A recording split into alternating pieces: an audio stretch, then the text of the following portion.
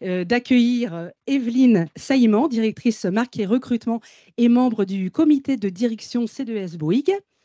Élise Jabès, qui est psychologue, directrice de Coréo de Care. Sandra Roquet, sociologue et consultante. Et Guillaume Coq, associé au sein du cabinet Altea, Partner People, Transformation, Human Capital Management. J'ai écrit 6 lignes. C'était fait exprès. Ah bah oui, ça c'est très bien. Et vous êtes en total jet lag aussi, je crois, hein, c'est ça? Mais ça va pas se sentir. Ouais, voilà, en tout cas, vous avez bonne mine. Et alors, dans le contexte actuel, est-ce que vous êtes plutôt d'accord avec cette mini-introduction que je vous ai livrée là ce soir? J'ai mis 1 heure à écrire, attention. Mais est-ce que cette ambiance de fin d'année, vous la ressentez? Peut-être que je vais commencer avec vous, Élise. Et je vais vous donner un micro. Oui, bonjour à tous et merci pour votre invitation. Je suis très heureuse d'être ici et surtout pour parler de ce sujet extrêmement important. Et là, je voulais rebondir sur ce que vous avez dit en introduction parce que c'était très important de parler de cette porosité. J'avais l'habitude de dire à mes patients, il n'y a pas de cerveau qu'on laisse quand on rentre du bureau sur le paillasson avant de rentrer chez soi. C'est quelque chose de très important, justement, de comprendre que nous sommes un, que ce soit au travail, nous sommes le même, plus ou moins, ou la même, que ce soit au travail ou à la maison. Et tout ce qui est question de bien-être. Aujourd'hui, bien entendu, on parle du bien-être au travail parce que c'est le sujet et c'est un peu le contexte de notre table ronde. Mais ce que vous avez dit aussi sur le fait que l'entreprise devrait être là aussi pour soutenir dans des situations assez difficiles, ce qui est un peu le cas, parce que je ne veux pas être la première aujourd'hui à avoir à parler d'une réalité assez crue et assez difficile. Depuis 2020, on n'a pas arrêté il n'y a pas un mois où il ne s'est pas passé quelque chose. Les pandémies, les guerres, les inflations le tout, bien entendu, impacte énormément aussi l'entreprise avec cet écosystème très difficile. Les personnes deviennent bien entendu un peu ou beaucoup impactées. Ils ont peur de perdre leur travail parce qu'on ne sait plus du coup si on va pouvoir en trouver un autre aussi facilement ou pas. Il y a beaucoup plus aussi de pression de la part des managers parce qu'ils ont eux aussi des objectifs à tenir et ainsi de suite. Euh, Au moins, la période de fin d'année devrait être là et elle n'est pas la plus simple parce que c'est la période des évaluations et ainsi de suite, mais aussi, et après vous en parlerez, j'imagine, j'ai vu qu'il y a aussi ce sujet, c'est la partie où il y a des cadeaux, des bonus, des aides, enfin c'est peut-être le sapin de Noël aussi dans le bureau. Il faudrait qu'on en mette aussi chez Coriol, on a oublié. Mais voilà, je pense que ce que vous avez dit et l'ambiance actuelle, malheureusement, je parlais de cette difficulté réelle, un peu un sentiment anxiogène qui existe depuis pas mal de temps. Et les entreprises, eh bien, celles qui arrivent à gérer ça sont, je pense, vont pouvoir garder les meilleurs talents possibles. Voilà. Evelyne Saïman, est-ce que c'est une période particulière en entreprise, particulièrement chez Bouygues? Alors, c'est une période particulière alors, à plusieurs titres. C'est surtout aussi un moment de recentrage, quelque part. Aujourd'hui, on se rend compte pour les collaborateurs, pour les managers, pour les dirigeants, on n'a plus de temps de respiration. On est dans une phase d'ultra-connexion permanente, que ce soit en journée, le soir, le week-end, les vacances. On est tout le temps, en tout cas, sur nos sujets. Et cette prise de recul, elle est importante, elle est aussi nécessaire pour se recentrer, prioriser aussi, assumer le fait qu'on n'est pas forcément toujours indispensable et qu'on peut avoir cette capacité de recul qui nous permet aussi d'y voir aussi plus clair et donc ensuite d'être meilleur et d'être plus efficace. Je ne sais pas si vous voulez qu'on aborde le sujet purement, alors je dirais des entretiens annuels sur cette partie-là. Peut-être dans Ouais, le courant ok. de la table ronde, là, Ok. on pose un petit peu Très bien, ok. le sujet. Et Sandra, peut-être un mot sur cette période. Alors, dans nos travaux préliminaires, on a parlé de contexte d'incertitude. Ce n'est pas forcément négatif, vous allez nous dire. Non, c'est pas forcément négatif. En fait, l'incertitude, de fait, elle porte en elle le germe à la fois du positif et du négatif. L'incertitude, c'est clairement quelque chose qui marque nos esprits aujourd'hui. J'ai même vu passer un acronyme qui remplace le VUCA auquel on a été habitué. Je n'ai pas encore mémorisé ce nouvel acronyme, mais il porte cette notion de volatilité, d'agilité, d'adaptabilité et donc aussi d'incertitude qui veut dire possibilité de rebond comme possibilité de plonger en fait. Enfin, là, je n'irai pas sur le terrain d'élite sur le psychologique, mais en tout cas, il y a l'incertitude, c'est clair. Et un autre élément qui va un peu avec, c'est cette dimension de changement multiple et permanent qui fait que pour les gens en entreprise, les projets se croisent, les ambitions, tout est toujours prioritaire. On ne sait pas quel projet l'emporte sur quel autre, quel dirigeant va prendre le pas sur tel autre. Donc, pour les gens les managers et les collaborateurs, c'est pas forcément anxiogène en tant que tel, mais par contre, c'est source de confusion et surtout source d'angoisse parce qu'on ne sait pas à quel sein se vouer, quoi, entre guillemets. Guillaume? En fait, cette période de l'année, alors moi, j'ai une double casquette. J'ai la casquette du manager d'équipe de conseil. Qui plus est, en fait, moi, je représente une société qui fait du conseil en RH. Donc, j'ai des gens qui sont très matures sur ces sujets-là. Donc, ils sont naturellement assez exigeants. Et donc, en fait, c'est une période dans laquelle on commence à structurer les évaluations qui auront lieu en début d'année pour une partie de nos équipes. Et notamment, en fait, de récupérer la vision de ce qu'on a pu faire dans l'année. Ça, c'est pour mes équipes. Mais on aide aussi beaucoup nos clients à structurer leur rituel au travers des activités qu'on peut avoir. Et ce que moi, je dirais, c'est que ça dépend vraiment du management, de savoir placer en fait le sujet. Est-ce que j'évalue ou est-ce qu'au contraire, en fait, je développe et comment est-ce que je regarde les compétences et la manière dont on va les développer à l'intérieur de cette entreprise-là.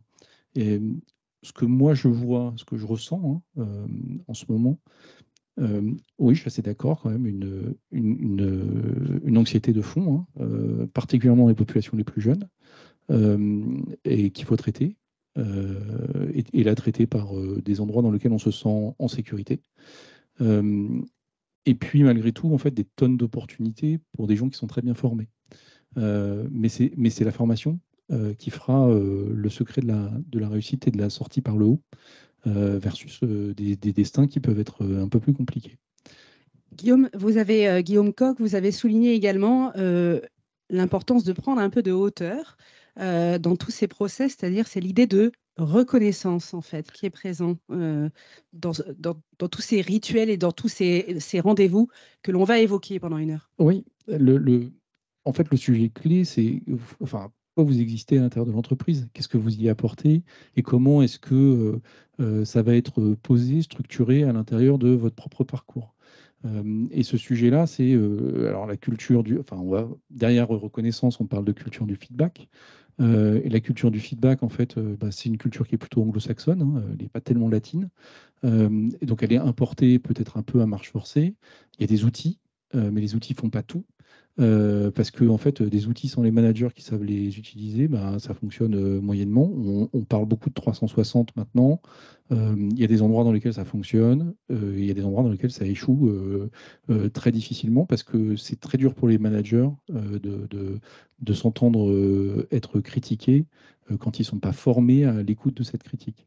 Voilà. Donc, ouais, mais cette reconnaissance, elle est bien construite. Ça donne de la résilience en fait à l'organisation, de la capacité à se regarder et à se développer pour faire face à ces enjeux stratégiques. Evelyne Saillement, vous êtes directrice marque et recrutement, justement. Est-ce que ce besoin de reconnaissance, vous le ressentez et plus globalement, et je vous pose la question à tous, il est dû à quoi ce besoin? Est-ce qu'aujourd'hui on le nomme, on le cible, on le dit, on n'a pas honte de le dire, ou est-ce que de plus en plus on a tous besoin eh bien, d'être reconnu et d'avoir ce sentiment de reconnaissance, un peu comme un regard, comme le regard du manager. Faut l'allumer. Je pense qu'on peut le voir à plusieurs niveaux. Avant tout, je pense qu'il faut le voir dans une démarche de sincérité et d'authenticité. Ça, c'est un mot qu'on n'a pas encore utilisé. On a parlé beaucoup d'anxiété et autres, mais moi, je crois profondément à cette sincérité. Alors oui, les temps sont durs, mais si en fin d'année, on se rend compte qu'on invente quelque chose pour faire plaisir et que ça s'est pas du tout ressenti tout au fil des autres actions, des autres discours, de preuves, hein, je dirais quelque part, en fait, ça sert à rien. C'est souvent beaucoup d'argent dépensé et puis pour un effet zéro, voire même un peu désabusé, hein, je dirais quelque part. Donc cette sincérité, en fait, il faut pas se réveiller le 1er décembre en se disant je vais peut-être faire quelque chose. C'est vraiment d'y penser au fur et à mesure. Et puis cette reconnaissance, en fait, je pense qu'elle va aussi de pair avec l'effort, l'effort collectif, l'effort individuel. On sait que on a voilà ces dernières années, on est sur des populations, alors collaborateurs, que ce soit des populations cadres ou autres, qui se sont beaucoup investis pour leurs entreprises et qui attendent en retour aussi finalement des remerciements. Les remerciements, on peut les avoir à différents niveaux, on en parlera. Ça peut être financier, ça peut être aussi avec des mots, avec des regards, des attentions. Ça peut être aussi avec du temps. On parle aujourd'hui de congés de respiration quelque part. Donc voilà un peu le type d'attente aujourd'hui qu'on voit et toutes générations confondues. J'aurais envie d'ajouter quelque chose, c'est que les générations précédentes, on y reviendra tout à l'heure pour parler aussi du développement ou de tout ce qui relève du parcours individuel. Moi, en tant que sociologue, je me suis toujours intéressée au parcours individuel des personnes, bien sûr dans leur univers et dans leur environnement et connecté au reste du groupe social. Mais je pense que le besoin de reconnaissance, il a toujours existé, mais il est d'autant plus important qu'aujourd'hui, les gens ont envie de faire des métiers qui leur plaisent. On entend beaucoup ça, ce besoin de faire quelque chose qui a du sens pour soi, y compris quelquefois complètement à l'opposé de ce que les parents auraient pu attendre ou des choses comme ça. Et même si la reconnaissance, c'est pas nouveau, je pense qu'on a d'autant plus besoin d'être reconnu qu'on a envie et choisi de faire un métier qui nous parle en fait. Et si on fait ce métier-là par appétence et qu'on n'a pas de reconnaissance en face, c'est extrêmement difficile à recevoir en fait. Est-ce que c'est lié également à la croissance de la charge de travail? Parce que vous le dites tous, et on le voit dans nos études ou dans nos interviews au sein de la rédaction de People at Work, le travail est complexe aujourd'hui. Il y en a beaucoup. On nous demande beaucoup. Il y a de moins en moins enfin, il y a de plus en plus de postes clés et de postes couteau suisse. Donc, de temps à autre, on a besoin qu'on nous dise c'est bien, merci d'avoir fait ça, c'est bien, merci d'avoir pris en charge ça, etc. Est-ce que c'est pas ça aussi qui fait qu'on a de plus en plus besoin de respiration? Justement, alors ça, c'est la partie où on est déjà grand. Effectivement, c'est très important. Moi, je voudrais juste donner juste un petit avis sur l'importance de la reconnaissance et répondre à votre question quand vous avez dit est-ce qu'on en a tous besoin? Et la réponse est oui, parce que la reconnaissance elle est inhérente à l'apprentissage de l'enfant. Quand l'enfant... ça, c'est la psy. Voilà. Voilà. Non, mais c'est obligé. En fait, et votre père. Parlez-moi de votre père. Effectivement. C'est ce que je dis. Au fait, le genre de thérapie que je fais, à chaque fois, je dis, OK, quand on sait que le problème, c'est le Père, la Mère ou le Saint-Esprit, on fait comment et on fait quoi? C'est pour ça que, justement, je me suis spécialisée avec les cadres dirigeants, avec les employés et ainsi de suite. L'idée, c'est de trouver toujours des outils réels aussi dans la vie quotidienne. Comment peut-on avancer? Et donc, cette reconnaissance, il y a quelque chose de très important à comprendre. J'aimerais peut-être en parler aujourd'hui. Ça pourrait peut-être aider ou éclairer certaines personnes ou pas. Mais en tout cas, l'idée qui est très importante, c'est de savoir si le retour de la reconnaissance quand on est enfant n'a pas été fait. on grandit avec une soif énorme de recherche de reconnaissance qui ne sera jamais apaisée. C'est-à-dire que les managers, peu importe ce qu'ils pourront donner, ce qu'ils pourront faire, il y aura toujours un manque quelque part, mais ça, malheureusement, il n'y a rien à faire sur le plan ni coaching, ni managérial. Et quand on en trouve, il faudrait que le manager comprenne aussi que ce n'est pas de sa faute, qu'il ne faut pas qu'on rajoute à des conflits dans ces cas de figure et essayer au maximum on va dire, d'apaiser et de faire au maximum aussi pour apaiser et reconnaître cet employé, ce salarié. La deuxième chose aussi assez importante à savoir, c'est que, comme le disait Sandrine, justement, à un moment donné où on a eu pas mal de cette reconnaissance, on grandit plutôt sainement et là, on regarde plus à l'extérieur, on regarde vers soi et à l'intérieur et on se demande, mais vraiment, qu'est-ce que j'aimerais faire?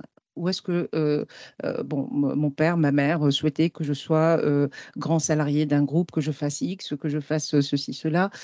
Une fois c'est fait, après 20 ans, je les ai plus ou moins en consultation et en me disant, mais j'ai l'impression de ne plus savoir ce que je veux faire parce que c'est pas vraiment ça c'est pas ce que je voulais faire. J'ai dû suivre les recommandations ou dans cette recherche de reconnaissance familiale, je me suis un peu perdue moi-même. Et donc, suite au confinement, je pense beaucoup. Tout le monde l'a remarqué. On change, il y a pas mal de changements d'endroits où on habite, enfin de ville, de travail, de prise de risque, même plus. Et l'idée aujourd'hui, c'est que ces entreprises puissent accepter aussi que et aider éventuellement le départ, l'évolution, la reconversion de ces salariés. Parce qu'on a beau parler aussi d'outils, de comment conserver les salariés, les employés, les bons talents, mais moi je rajouterais dans une aide, on va dire, humaine ou réelle d'un salarié qui a passé 15 ans de sa vie dans cette entreprise, comment l'aider à se reconvertir et à partir au lieu de lui dire, chez nous, on ne fait pas de, comment dire, une rupture conventionnelle. Voilà. La fin d'année est propice donc au bilan, aux entretiens annuels. Et justement, pour rebondir sur ce que vous disiez, c'est justement l'occasion de voir ce qui va et ce qui ne va pas. Et les managers ne doivent pas attendre, ça vous l'avez dit, Evelyne, les entretiens annuels, justement pour faire des points avec leurs collaborateurs. Est-ce que ça, c'est un aveu caché d'échec de se dire, tiens, je ressens vraiment mon collaborateur une fois par an? Alors, une fois par an, dans le meilleur des cas, hein, on a il y a, selon la taille des structures, selon l'organisation, la fréquence peut être même moindre. Moi, je crois beaucoup qu'il ne faut pas attendre l'entretien annuel, quelle que soit la taille de la structure, pour en fait échanger, prendre le pouls de son collaborateur. L'échange, il doit être régulier, qu'il soit formel ou informel, c'est pas ça qui compte, mais surtout en fait avec des éléments concret. Hein. Quand on parle de feedback, moi, le feedback, je le vois bien sûr en partageant les points forts, les améliorations, mais sur réellement des missions, des contenus, des choses qu'ils ont pu réaliser et même des verbatims quelque part. Ce client m'a dit te concernant, j'ai vu en réunion que tu avais fait. Et en fait, c'est ça qui va permettre à chacun de se nourrir, de s'améliorer et puis de s'épanouir.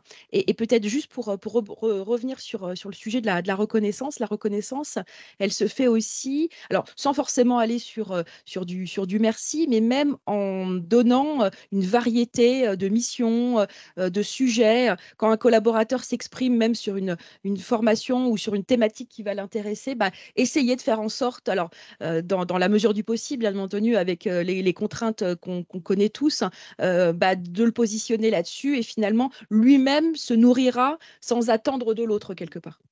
Guillaume, vous conseillez vos clients sur la mise en place de process et vous estimez que ritualiser justement ces rendez-vous, c'est une bonne chose. Bah oui, parce que en fait, la vie, c'est le rituel. Hein. Je me lève le matin, je prends un café, je vais me brosser les dents. On ritualise en fait, et on a énormément besoin de ça. Alors, les rituels sont rassurants. Et puis, c'est le fait de la rencontre répétée qui va produire en fait le résultat attendu. Donc, lorsqu'on met, en fait, faut pas confondre en fait les process et les individus. Les process, c'est collectif. C'est faire en sorte que tout le monde vive un peu la même chose, qu'on ait des expériences collectives, qu'on puisse, au travers de ces expériences collectives managériales, faire traverser l'ADN de l'entreprise. Et les outils portent en fait ces rituels-là. Après, en fait, il faut aussi que la conduite du changement, hein, il faut en parler, elle atteigne les managers et qu'ils se saisissent en fait de ces rituels. Il faut qu'ils en comprennent le sens, il faut qu'ils en comprennent l'utilité pour eux, l'utilité pour leurs collaborateurs. Les outils sont là que pour finalement structurer ces moments clés de partage, d'échange. Par rapport à ce que vous avez dit tout à l'heure, il y a il y a une chose qui me semble vraiment que c'est très très juste, c'est la sincérité. La sincérité, elle s'installe avec la répétition. On se connaît mieux si on se répète, on s'apprécie mieux, on s'évalue mieux mutuellement ou en équipe. Et donc cette sincérité, en plus, elle permet d'avoir une évaluation qui est plus juste parce qu'en fait, on corrige tout au long de ces rituels. Au lieu de corriger à un grand coup de barre en fait en fin d'année ou en début d'année en disant bah, on n'a pas du tout fait ça, donc on va donner un grand coup de barre, on va aller à droite ou à gauche. Là en fait on fait de la petite correction, c'est très agile en réalité, c'est beaucoup plus efficient, beaucoup plus efficace pour à la fois pour l'entreprise, pour le collaborateur. En revanche, en fait, ça demande quand même au manager d'être formé à l'assertivité, c'est-à-dire le fait de former et pousser, le fait de dire des choses claires, de poser des objectifs de façon claire, de savoir parler vrai. Hein, je suis désolé, le mot est un peu galvaudé, mais finalement, il fait vraiment sens là, à l'intérieur de ces organisations. D'autant plus qu'on va en parler tout à l'heure, je pense. On arrive vraiment sur des sujets qui sont comment je positionne la bonne compétence au bon endroit. Et ça veut dire de connaître beaucoup mieux les collaborateurs que ce qu'on les connaît aujourd'hui, à la fois au niveau individuel et au niveau collectif. Sandra, ce genre de rendez-vous, effectivement, sont faits également pour lever certains malentendus ou des incompréhensions parfois? Oui, alors je pense que c'est l'occasion et c'est aussi pour ça que je suis complètement d'accord avec l'idée qu'il ne faut pas attendre la fin de l'année pour se parler. Il faut se parler régulièrement et de manière factuelle et en même temps en osant se dire les choses, hein. Je suis complètement d'accord aussi sur la notion d'assertivité. Ça fait partie des choses qui sont comme ça simples à énoncer, mais pas toujours si répandues. Mais si on laisse les choses s'installer dans la durée, en fait, sans en parler, on a le risque, c'est un peu comme quand on tire avec un arc et qu'on ne regarde pas où la flèche est arrivée, c'est-à-dire que finalement, elle peut partir complètement de travers. À la fin de l'année, elle est à 50 mètres de là où elle devait arriver. Alors que si on se parle régulièrement, on peut effectivement rectifier le tir. Et surtout, on parlait de reconnaissance, avoir l'occasion d'échanger entre un collaborateur et son manager, c'est aussi une marque, non pas forcément de reconnaissance, mais au moins d'existence. Le manager s'intéresse à ce que fait le collaborateur et pas seulement parce que derrière, il y a une performance, un résultat, un bonus ou je ne sais pas quoi, mais aussi parce que la personne est là et fait son job. Et donc, en fait, ce moment-là, il est extrêmement important. Voilà. En tout cas, moi, quand j'ai formé au feedback, j'ai souvent insisté sur l'importance de coupler la dimension motivationnelle avec la dimension de développement de compétences. Et ça, on n'y pense pas forcément du premier coup. Et voilà, c'est vraiment un des éléments essentiels à développer. Prenons un cas d'entreprise avec vous, Guillaume, au sein de votre cabinet Altea. Vous faites preuve de maturité managériale sur beaucoup de sujets, vous le dites. Sinon, on ne tiendrait pas. Fin de citation. Qu'est-ce que ça signifie? Bah, en fait, on recrute des gens, enfin, le consulting, c'est un métier exigeant. On est sans cesse en situation de service, donc on recrute des gens qui sont intelligents, capables d'identifier des problématiques que même les clients qui se connaissent bien ne comprennent pas complètement ou ne voient pas complètement. On a des gens qui sont très intelligents. On ne peut pas leur demander d'être très intelligents chez les clients et très bêtes quand on est avec eux en matière de management. Ils sont intelligents tout le temps. Et donc, en fait, ils nous poussent sans cesse dans nos retranchements managériaux. Donc, ça nous oblige en fait à devenir des managers, en fait, je dirais, vraiment éclairés, je dirais, déconstruits quoi, et reconstruits. Et pour faire ça, bah, on met en place effectivement des rituels. Donc, chez nous, et je viendrai on ne tiendrait pas. Hein, on ne tiendrait pas, ça veut dire quoi? La grande difficulté de tous les cabinets de conseil, c'est la rétention, le fait que les consultants veuillent rester à l'intérieur du métier du conseil, qui est difficile, veuillent rester dans des équipes. Il faut qu'on leur donne un avenir, une sensation d'évolution, mais aussi du plaisir à travailler ensemble, du plaisir à travailler avec les clients, et c'est pas toujours simple. Et donc ça nécessite en fait beaucoup de proximité. Et ce qu'on a fait en fait et qu'on a expérimenté chez LTA, et qui est plutôt à rebours en fait, je dirais, du marché du conseil, c'est qu'on a surmanagé. Donc aujourd'hui, en fait, on a des rituels managériaux qui font que tous les collaborateurs sont vus au moins une demi-heure par semaine, quelle que soit leur situation de mission, par leur manager. Et ça veut dire qu'en fait, on a des managers qui ont peu de managers. Et c'est ce qui fait qu'en fait, ils les connaissent bien. Et ça nous permet aussi d'avoir une vision plus fine de leurs compétences, de la façon dont ils les utilisent, de la façon dont ils pourraient les exprimer. Et puis, on construit également des endroits dans lesquels ils peuvent bénéficier d'une reconnaissance. Et moi, ce que je dis très souvent, c'est très perso, c'est qu'en fait, la reconnaissance première, c'est l'aide. En fait, la meilleure manière de reconnaître quelqu'un, c'est de lui demander de l'aide. Pourquoi? Parce que si vous ne demandez pas d'aide à quelqu'un, vous pensez qu'il ne va pas vous aider, quoi. Donc ça, c'est la meilleure reconnaissance. Et cette construction-là, elle est hyper utile. Et dans le conseil, ça s'appelle les retours d'expérience. Et donc, on construit en fait sans cesse des retours d'expérience pour permettre aux consultants qui vivent une expérience chez les clients d'être capables de la partager avec tous leurs collègues pour que chacun de leurs collègues puisse se dire, si j'ai le même sujet, je sais où trouver de l'aide. Et ça, c'est clé. Et là où ça marche, c'est qu'on voit qu'on a aujourd'hui chez Altea, mais ça se traduit par de la croissance, hein. Quand on a un cabinet qui a grandi en fait en l'espace de... Moi, je suis arrivé il y a 1 an et demi, on était 150, aujourd'hui on est 250. Et ça, c'est une performance en fait, parce que ça veut dire que vous êtes arrivé. Oui, Oui, bien sûr. Et évidemment, je porte ma pierre à l'édifice, mais très modestement, parce que la boîte, en fait, fonctionne comme ça. Et moi, je m'y sens bien parce que ce qui se passe avec mes managers, j'en ai certains là, vous leur parlerez pendant l'afterwork, ils vous diront la vérité après. Mais ce qui marche bien, c'est que c'est comme ça à tous les étages. C'est-à-dire que moi, ce que je fais vivre, ou ce que j'essaye de faire vivre à mes managers, c'est ce que je vis avec mes managers. Et donc, ça, c'est vraiment essentiel parce que c'est consistant, en fait. Voilà. Et donc, ça, on essaye de le porter chez nos clients parce que nous, on a cette expérience-là. Après, nos clients, ils vivent des environnements qui sont un peu différents du nôtre. Nous, on est un environnement qui est quand même très élitiste. Et dans toutes les entreprises, ce n'est pas forcément le cas. Evelyne, est-ce que vous partagez ce point de vue? Je partage complètement ce qui a pu être dit. Alors, et pour compléter, pour donner voilà, quelques initiatives qui marchent, je crois beaucoup déjà à l'écoute, c'est-à-dire que n'arrivez pas avec des dispositifs tout faits, tout trouvés, que vous auriez entendu. En fait, interrogez les équipes, de quoi avez-vous besoin, de quoi avez-vous envie. Ça, je pense que ça, c'est la première chose. Aujourd'hui, les meilleurs retours qu'on a, ils vont être essentiellement sur la formation, sur le développement. Comment mon entreprise va m'aider à me grandir, comment mon entreprise va me permettre de maintenir une employabilité, que ce soit en interne ou demain, voilà, si que je monte ma structure, ou que je m'épanouisse ailleurs. Ça, c'est vraiment quelque chose qui est hyper attendu et que chaque collaborateur va ressentir de façon très, très directe. On croit aussi beaucoup au télétravail, hein, et au management que j'appelle hybride. C'est-à-dire qu'aujourd'hui, on est sur... Il y a des moments, oui, qui doivent se passer au bureau, et puis il y a des moments qui peuvent se passer chez soi, dans du coworking, ailleurs, peu importe. Mais ça, on voit que les collaborateurs sont quand même hyper attentifs et que ça leur fait du bien, clairement, en termes d'efficacité aussi. Ça leur fait du bien au niveau, pardon, je vous coupe, ça leur fait du bien ou est-ce qu'aujourd'hui c'est un acquis le télétravail comme d'autres acquis? Alors, ce n'est pas un acquis parce que je pense qu'il y a encore des structures qui n'y sont pas. Nous, on expérimente une charte de télétravail assez incroyable puisqu'on va jusqu'à 5 jours.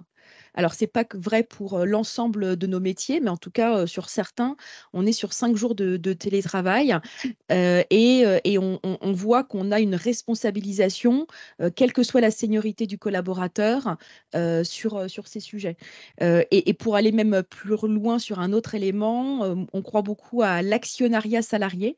Alors, selon la structure aussi, quand on permet aux collaborateurs aussi de s'enrichir grâce aux performances des structures, ça encourage la rétention, la fidélité et puis l'envie aussi d'accompagner la croissance.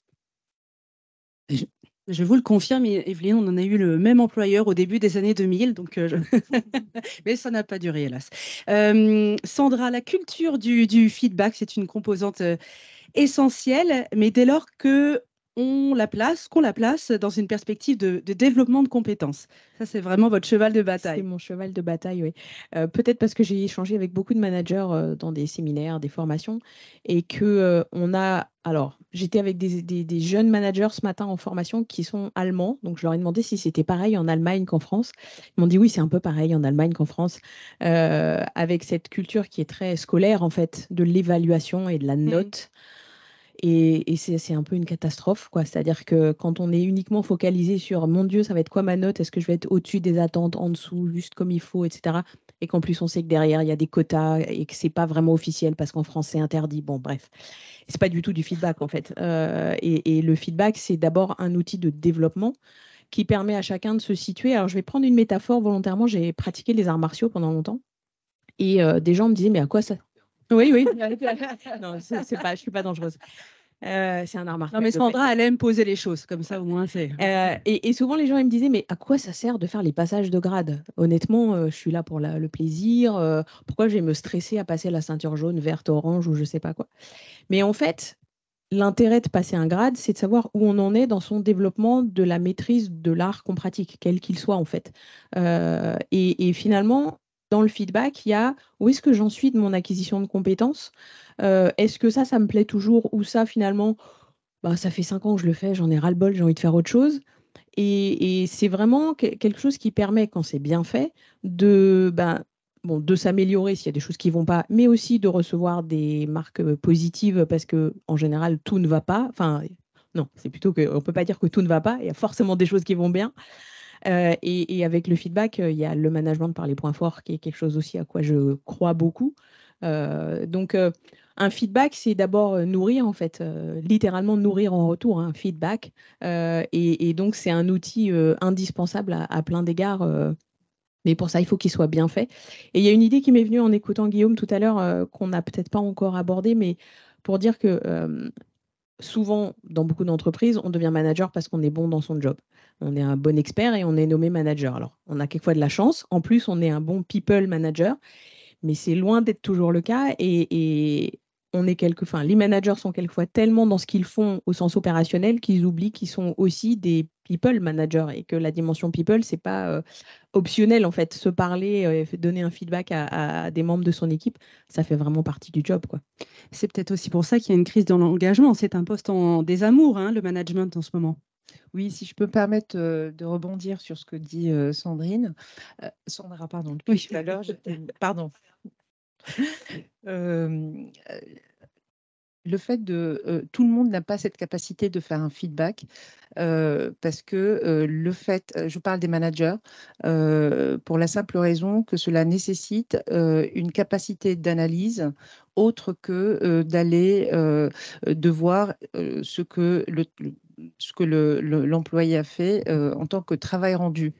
Le feedback est une, on va dire, analyse globale de toute une situation, de tout un humain qui est en face. Et là, il y a justement une différence entre ce qu'on appelle, et la plupart des managers, ce que disait aussi Sandra, ils y arrivent parce qu'ils ont eu de bonnes notes déjà à l'école et après, ils sont nommés directement managers parce qu'ils sont des spécialistes, des techniciens de ce qu'ils font et donc ils deviennent forcément à un moment donné managers people.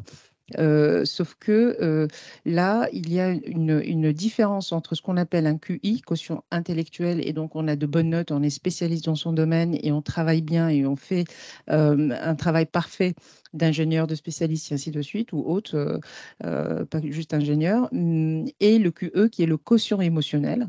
Et c'est ce quotient-là, malheureusement, qui peut faire défaut à pas mal de managers, surtout ceux qui sortent des grandes écoles. Je n'ai pas les études en tête, mais il y a pas mal de grandes écoles où limite, on a des personnes fraîchement sorties qui pourraient être autistes Asperger, qui sont très très bons donc, dans ce qu'ils font, mais ils doivent tout de suite géré pas mal d'employés et de par le fait que voilà, ils ont fait X ou autre, ou encore une fois, pauvre école qui en prend pas mal aujourd'hui. Mais c'est une réalité, je l'ai vu à travers mon parcours justement de psy et de cette double casquette aussi de travailler en entreprise pour les risques psychosociaux. Et donc là, l'important justement quand on parle de feedback, c'est très très beau ce que justement vous avez dit, le fait de feedback, parce que on a déjà nourri la société, l'employé a nourri la société quelque part avec son travail, son énergie, sa sueur, sa concentration, son temps. Et le bac, bah, il doit reprendre, sinon il y a un gap, il y a un problème, il y a un vide quelque part. Et parfois, le salaire ou la rémunération n'est pas suffisante pour remplir ce vide. Voilà. Alors, dans le détail, parce que le temps file, on va rentrer dans le cœur des différentes méthodes de suivi des compétences. On va commencer avec vous, Guillaume. Les grosses tendances du marché en ce moment, on parle moins des talents que des compétences. On parle de skill-centric et avant, c'était people-centric. Ou c'est le contraire? Oui, alors, Dites-nous. même, ouais, non, c'est ça. Ah, ça a encore bougé. Oui, Oui. en fait, c'est assez naturel parce que on parlait même au départ en fait d'organisation centrique. Je concentre mon entreprise, je construis l'organisation qui correspond à sa stratégie. Et puis ensuite, on s'est dit, mais finalement, en fait, des organisations, c'est important, mais les hommes sont plus importants, les hommes et les femmes sont plus importants parce que c'est eux qui portent en fait la stratégie, qui l'individualisent, la délivrent opérationnellement. Et puis aujourd'hui, en fait, on se rend compte d'une chose, c'est que on parle à la fois de soft et de hard skills. Les deux sont essentiels, elles ne s'expriment pas de la même manière. Et du coup, en fait, ce dont on a besoin à l'intérieur des organisations, c'est de savoir où la compétence et quels sont les hommes et les femmes qui la détiennent va être utile pour délivrer la stratégie. Et comme on est dans des environnements qui sont de plus en plus fluides, au sens agile, avec une mobilité, une réactivité importante, c'est très difficile de maintenir ça.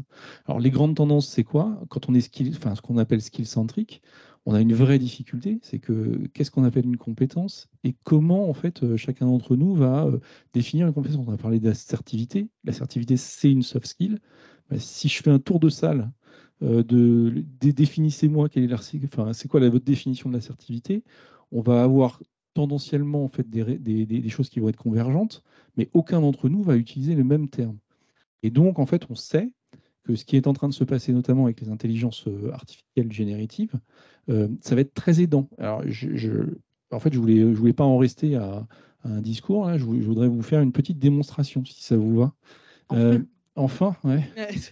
Donc en fait, j'ai évidemment ChatGPT et je vais parler à ChatGPT. Et donc, bonjour ChatGPT, pourrais-tu me donner ta définition de l'assertivité?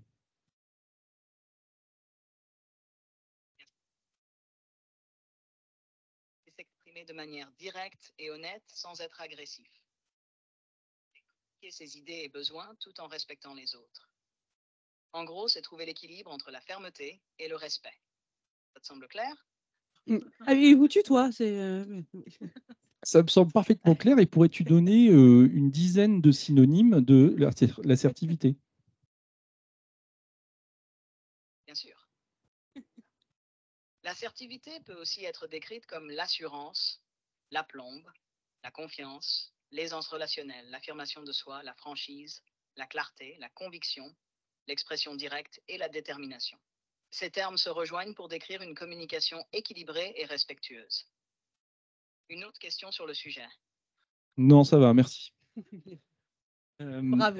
Et donc, en fait, mais cette démonstration, et je peux vous dire que enfin, évidemment, j'ai testé avant parce que je voulais que la démonstration soit parlante, mais ce qui est très intéressant, c'est que brillant même. Chaque étape a été une réponse différente. Hein. C'est ça, le Generative AI. Et donc, en fait, là, on voit que c'est très utile. Parce que ce qui va se passer très prochainement, c'est que finalement, en fait, un manager pourra être aidé dans le fait de définir de manière collective des compétences en les donnant de façon très individuelle, mais en faisant en sorte que l'entreprise puisse se les approprier parce qu'elles vont être rationalisées par l'intelligence artificielle. Et ça, c'est vraiment une transformation majeure dans le fait de basculer, de pouvoir basculer de people-centric à skill-centric. Et ensuite, une fois que vous avez les compétences et que vous savez qui les détient, comment elles ont été évaluées tout au long du cycle de vie du collaborateur, bah vous avez beaucoup plus de facilité à faire ce qu'on appelle vraiment, pour le coup, du strategic workforce management, un serpent de mer en fait que moi j'entends depuis maintenant presque 20 ans, que personne n'arrive à faire. On arrive à le faire en fait en format photo, on le fait une fois tous les 3 ans et on pousse une montagne tous les 3 ans. Non, là, on peut vraiment le faire de façon dynamique. On peut le faire de façon dynamique parce que l'intelligence artificielle va nous aider à le faire. Evelyne, un mot là-dessus? Alors, je crois, voilà, je pense que moi, je suis convaincue par l'intelligence artificielle. Hein, si c'est aujourd'hui une aide et je l'utilise pas au quotidien, mais je l'utilise régulièrement. Et oui, ça me donne des coups de pouce à n'importe quelle heure du jour ou de la nuit quand je dois finir des sujets un peu tard. C'est toujours une aide positive. Mais pour revenir vraiment au fond du sujet, pour partager aussi différentes choses. Alors, premièrement, on a beaucoup parlé depuis le départ de manager. Moi, je pense qu'il faut assumer qu'on n'est pas tous faits pour faire du management. Aujourd'hui, c'est finalement une certitude et une voie tout tracée. Quand on a une promotion, quand on prend de la seniorité, on doit passer par l'encadrement.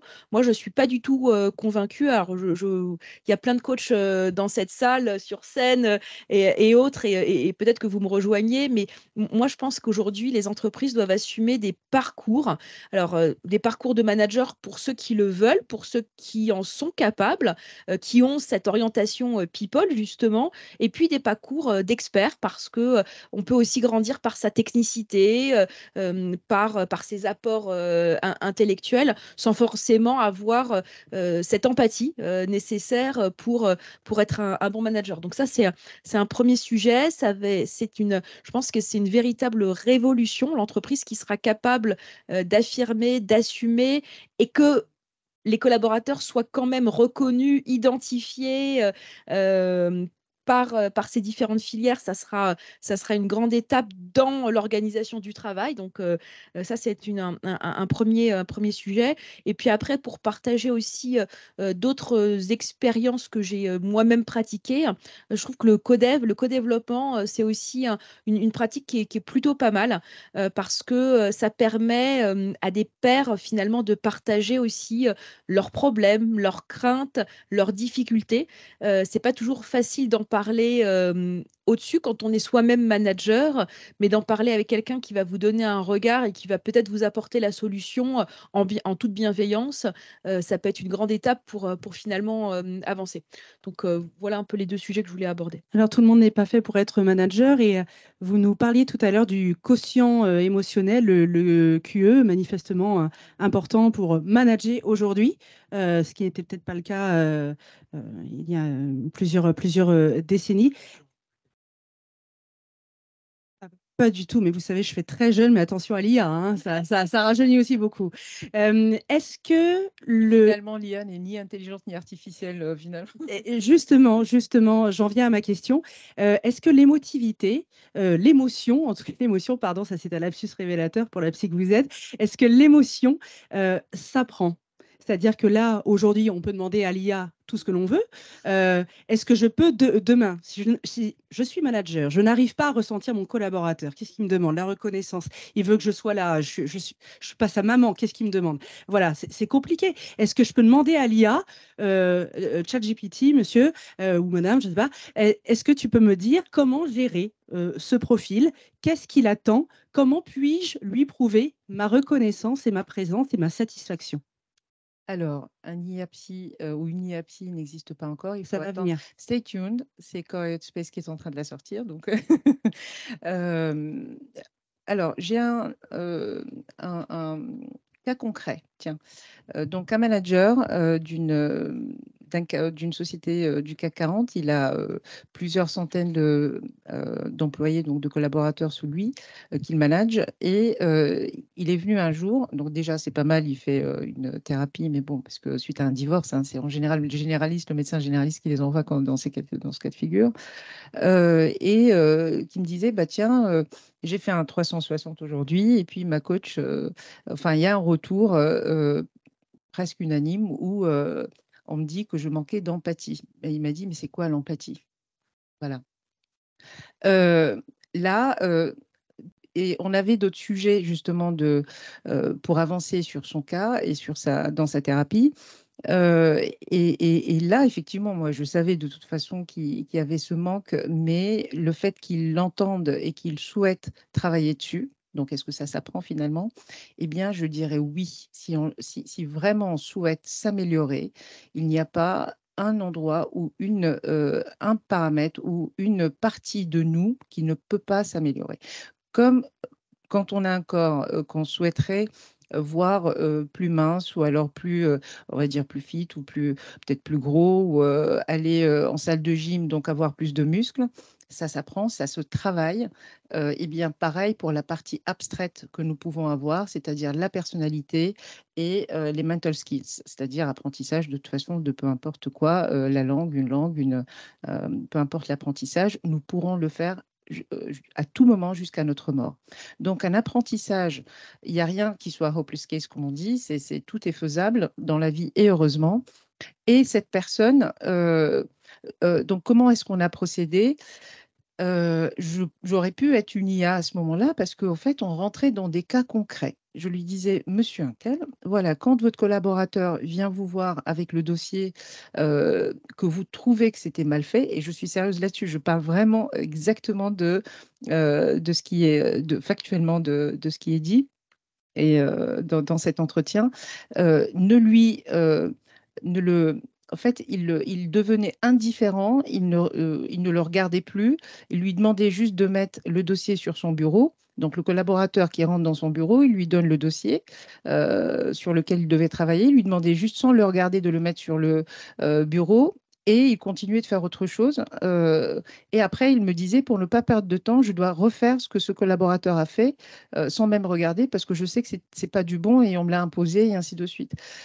Et au fait, et ainsi de suite. Chaque collaborateur avait un souci. Chaque collaborateur, ça n'allait pas. Il y a un problème. Donc, ce monsieur avait un souci de délégation. Il ne s'est pas délégué. Il manque déjà de confiance en lui-même au point de ne pas pouvoir accepter le fait que d'autres pourraient être mieux que lui dans certains domaines. Et arriver peut-être, je dirais, 7 mois ou 8 mois plus tard, avec des conseils concrets, donc de dire, voilà, là, vous prenez le dossier par la main et vous regardez en lui disant, merci untel, vous avez fait du bon travail, et vous regardez devant lui ce qu'il a fait et vous lui donnez un feedback en lui disant, bah, tiens, il y a ce souci-là, est-ce que vous pouvez revoir? Merci, le fait de dire merci, il est vrai que pour certaines personnes, c'est tellement évident. Et ce que je peux dire, je ne sais pas, ça pourrait faire sourire certains parce que peut-être ils ont vécu ça.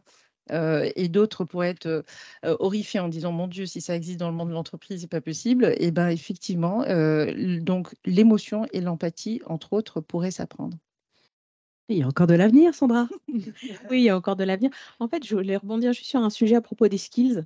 Est-ce qu'on a encore le temps là, puisqu'il Oui. est moins 20 je me souviens dans un cabinet où j'ai failli côtoyer quelqu'un qui est autour de cette table, ils avaient mis en place un moyen pour chacun d'indiquer finalement toutes les compétences, tout le parcours qu'il avait suivi avec un truc guidé. Il y avait des listes évidemment déroulantes, prédéfinies, etc. Mais en tant que collaborateur, c'était assez encourageant parce qu'on se disait, ben, l'entreprise peut vraiment avoir une photo super fidèle de qui je suis, de tout ce que j'ai appris, etc., etc. Mais derrière, il y a aussi ce risque ultra déceptif si l'organisation en face ne vient pas finalement vous chercher sur ces compétences que vous êtes super content d'avoir acquises.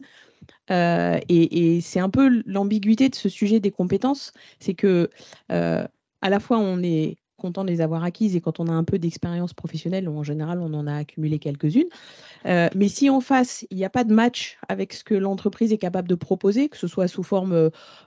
alors, il y a plein de manières de proposer des choses à un collaborateur, et pas seulement la progression hiérarchique. Hein. Ça peut être une learning expédition dans une autre filiale, ça peut être un projet transverse, ça peut être... Enfin, il y a plein de moyens, en fait, de satisfaire une envie, un besoin et des compétences acquises.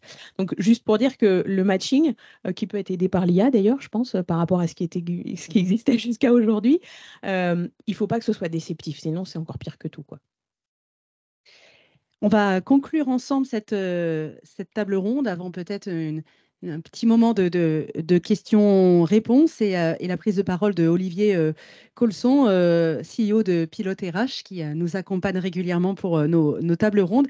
Peut-être en guise de conclusion, on va resituer un petit peu notre table ronde dans le contexte de fin d'année et de Noël. Qui dit Noël dit cadeau, c'est extrêmement basique comme transition et comme lancement. Je suis désolée, je ne suis qu'une simple journaliste, mais on en parle ou pas des cadeaux d'entreprise? Est-ce que ça marche encore? Est-ce qu'il y a eu un renouveau de cadeaux d'entreprise? Est-ce que la présence suffit à offrir un présent ou est-ce que le présent, vraiment matériel, ça fonctionne encore et ça touche encore le collaborateur? Jette sur les Oui, micros, oui. c'est horrible. Ah, la déprime, ça vous fait parler, mais les cadeaux d'entreprise, pas trop. En fait, pour rebondir en fait sur un sujet qui est proche de la happy tech et de tout ce qui est autour du bien-être en entreprise. Et de Gifty. Et de Gifty, alors je ne vais pas parler de Gifty en particulier, sur cet aspect finalement de reconnaissance matérielle à travers, ça peut être les cadeaux, comme ça peut être les corbeilles de fruits, les salles de jeux vidéo, etc., etc. Moi, ma conviction profonde, c'est que c'est bien. Et les gens, enfin, je l'ai vu voilà, dans des endroits où j'ai pu travailler, où les gens étaient très, très contents d'aller se détendre au café qui était super sympa et où il y avait effectivement des consoles, etc. Mais si à côté de ça, la façon de prendre les décisions dans l'entreprise, la qualité du management, l'organisation au sens large, enfin bref, plein d'autres choses. Oui, mais bien sûr, Voilà. mais admettons que tout se passe bien déjà. Oui, mais ça n'existe pas. Ah oui, d'accord. Non, j'exagère. C'est pour ça que mais- vous êtes très désabusé.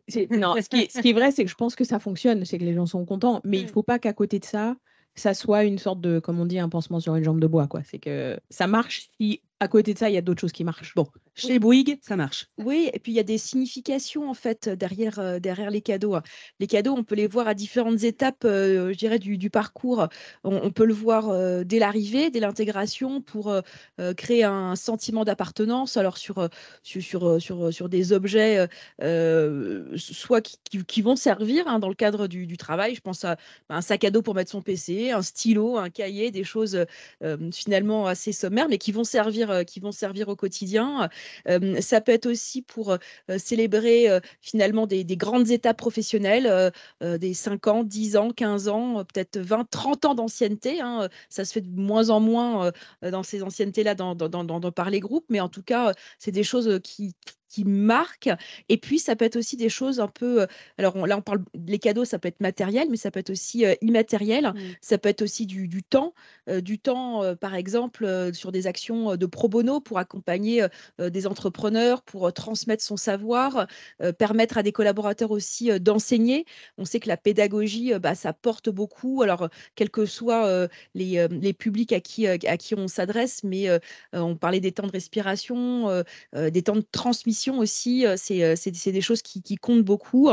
Et ça, voilà, c'est alors bien sûr que c'est en plus de tout le reste.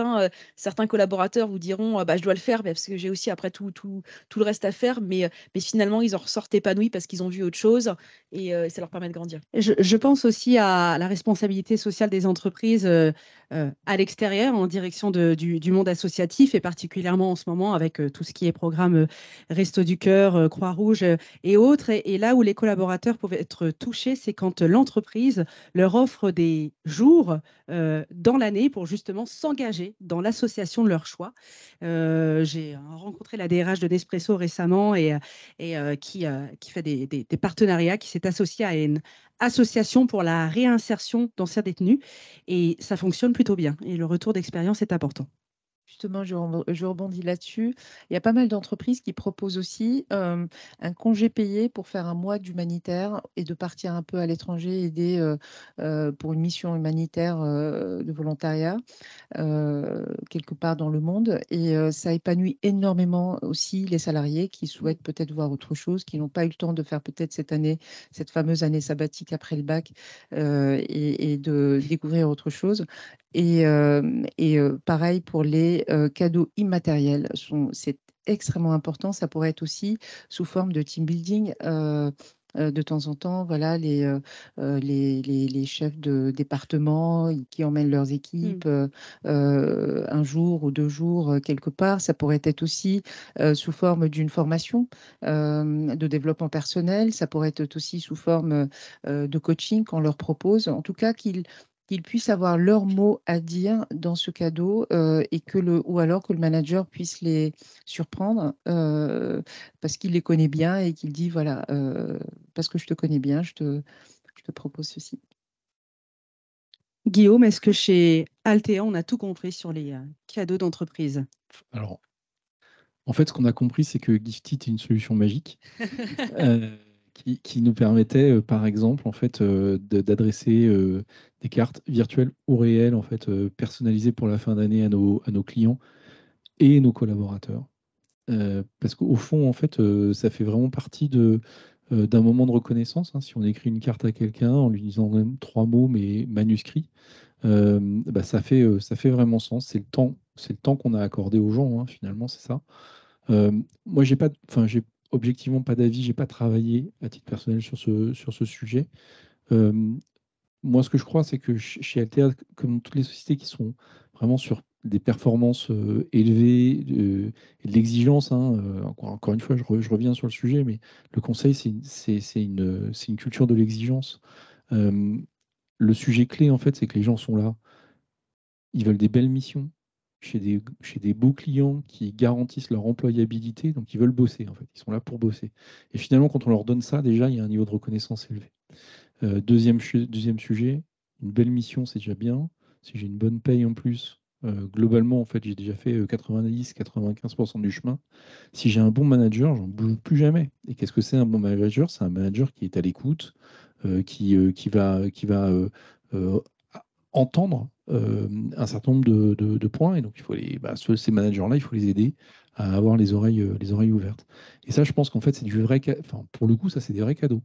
Mais c'est des cadeaux parce que ça crée un environnement de travail qui est sain, qui est permissif, qui est autonomisant, qui est développant. Et je pense que nos collaborateurs, objectivement, en fait, c'est ce qu'ils attendent de nous. En tout cas, chez Altea, c'est sûr. Eh bien, merci à tous les quatre. On va peut-être passer à ce moment tant redouté. Bah, si vous le souhaitez, est-ce que vous avez des questions, chers amis? Monsieur, comment vous appelez-vous? C'est Emmanuel Zorovic chez Ferson International, je suis consultant RH. Emmanuel qui est arrivé à l'heure. Pour une fois. C'est un client qui m'a laissé partir gentiment. Non, je suis venu pour les entretiens annuels en fait. Pourquoi? Parce que j'étais manager pendant très longtemps. J'ai eu de grosses équipes et c'était toujours l'angoisse pour moi. Pourquoi? Parce que je voulais passer du temps justement avec chacun de mes collaborateurs ou manager, comme vous disiez tout à l'heure. Et je n'avais pas forcément suffisamment de temps pour me consacrer en fait à ce fameux entretien annuel. Alors, aujourd'hui, moi, je conseille les entreprises pour faire autrement, notamment pour échelonner, en fait, faire des séquences dans l'année. On parle beaucoup de quarter, Q1, Q2, Q3, Q4, pour fonctionner un peu comme cela. Je voulais vous poser la question aux uns et aux autres pour avoir votre opinion là-dessus, parce qu'on parle du respect des collaborateurs, et je pense que c'est essentiel pour eux. Au-delà de la rémunération, on parlait de reconnaissance, mais il n'y a pas que la rémunération, et je voulais vous entendre à ce sujet. J'aimerais partager en fait une expérience à laquelle j'ai eu la chance de participer en tant que consultante interne chez Renault Group il y a 3 ans maintenant.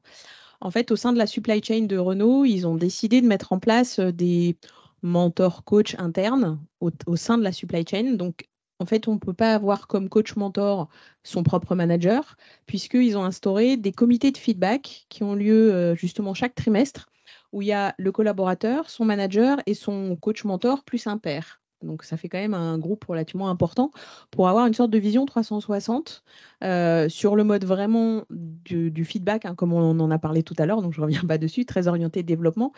Ce qui fait qu'en fait, ça a lieu tout au long de l'année. C'est ritualisé, puisque voilà, ça permet d'être assuré de se passer en fait pour chacun. Et ça amène au moment des People Review à la fin de l'année, une manière de faire un peu différente parce qu'on a quand même capitalisé sur tous les échanges au cours de l'année et un échange en plus qui n'est pas juste one-to-one avec le manager, mais plus large. Et J'ai discuté avec le RH là, il n'y a pas longtemps de cette branche, enfin de ce département, qui me disait qu'ils ont constaté dans l'enquête interne que les taux de satisfaction et d'engagement sont meilleurs.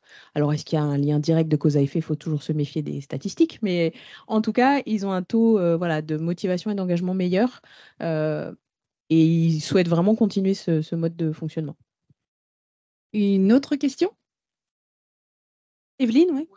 Peut-être juste pour partager un contenu supplémentaire, le fait d'avoir aussi cette évaluation continue, elle rassure le manager, hein, parce que c'est un moment assez stressant pour le manager, hein, vous l'avez évoqué vous-même.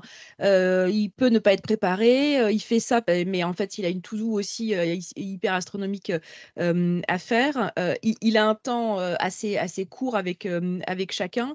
Donc, le fait d'arriver avec un peu de matière, un peu de contenu.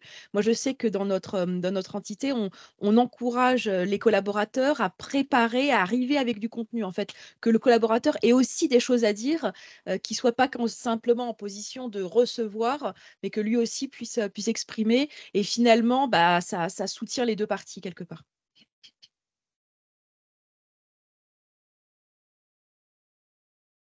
D'autres questions?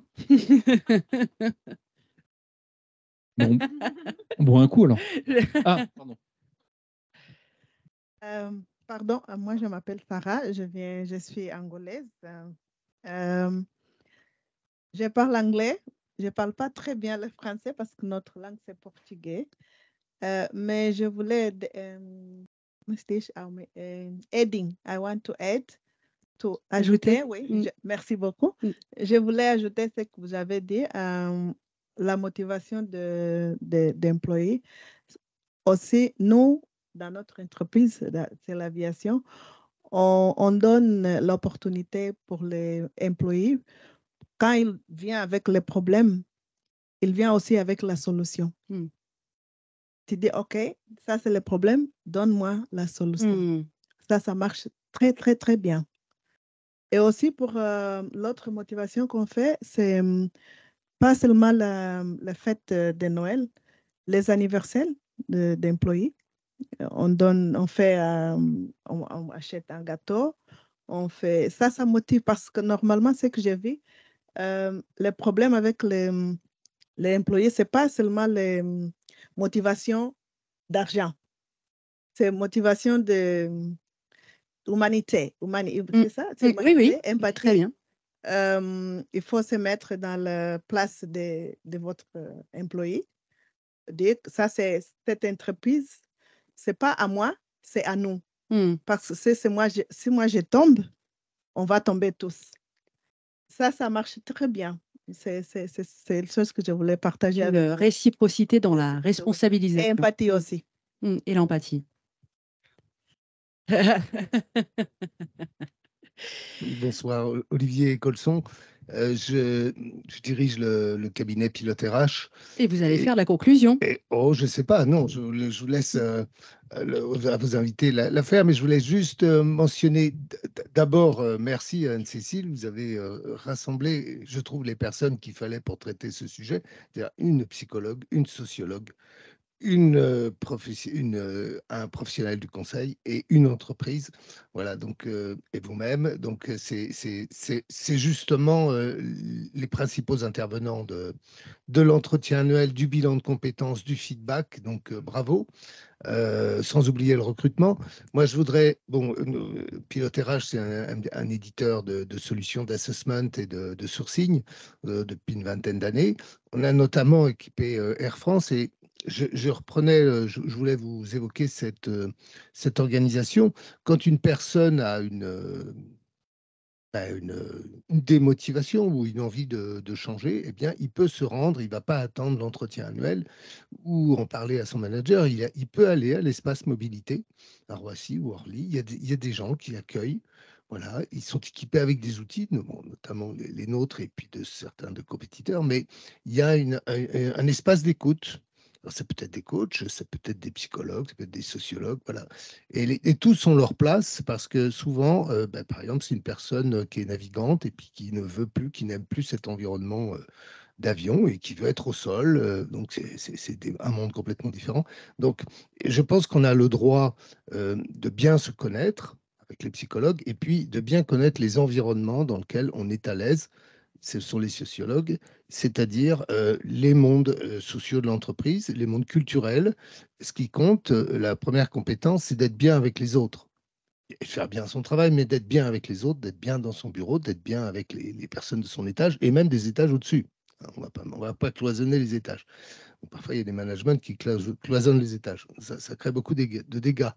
Donc voilà. Donc le rôle des RH, pour moi, c'est que les gens se sentent bien, se plaisent, passent du bon temps dans l'entreprise et que ce soit un lieu agréable. Voilà. Vous avez un outil digital pour accompagner les bilans de compétences. Hein. Voilà. C'est là-dessus que vous souhaitiez conclure. Oui, tout à fait.